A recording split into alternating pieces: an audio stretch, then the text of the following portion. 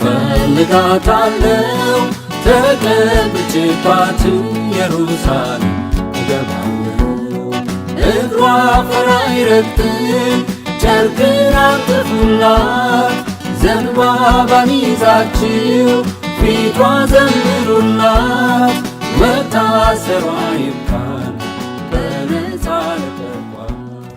ለ41 ዓመታት ይህ ድምፅ ሳይቋረጥ ሲያገለግል ቆይቷል።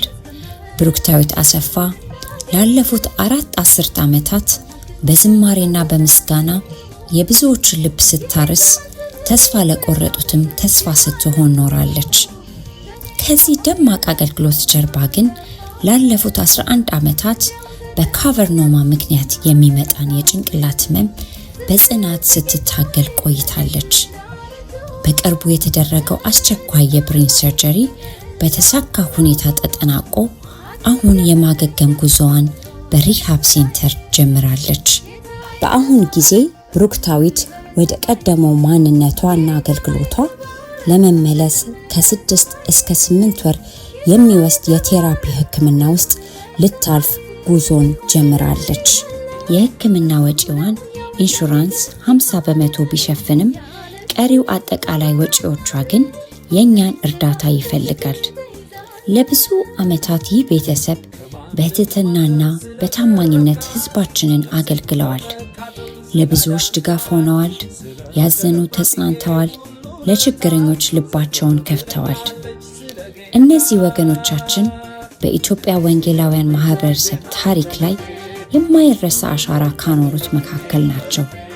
አገልግሎታቸው የብዙዎቻችንን ህይወት በመንካቱ ዛሬ የምስጋና ባለ ዕዳዎች ነን።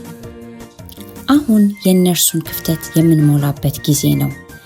በዚህ በጎ ሥራ የጌታን ልብ እናሳርፍ፣ ከጎኗ እንቁም።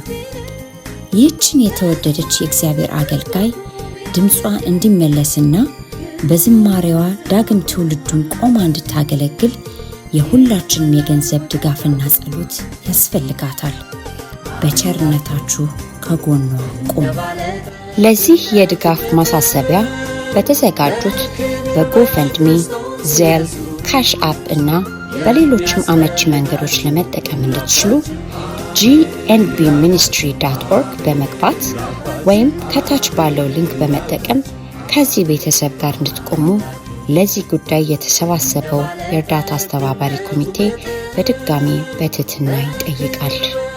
ከጎፈንድሚ ውጪ በሌሎቹ መንገዶች መጠቀም ለምትፈልጉ ሁሉ ማስታወሻው ላይ for medical support የሚል መጠቀስ ይኖርበታል። አለበለዚያ ገንዘቡ ሊደርስ አይችልም።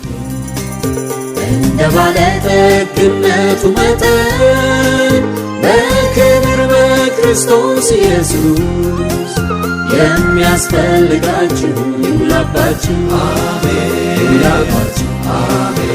ይሙላባችሁ።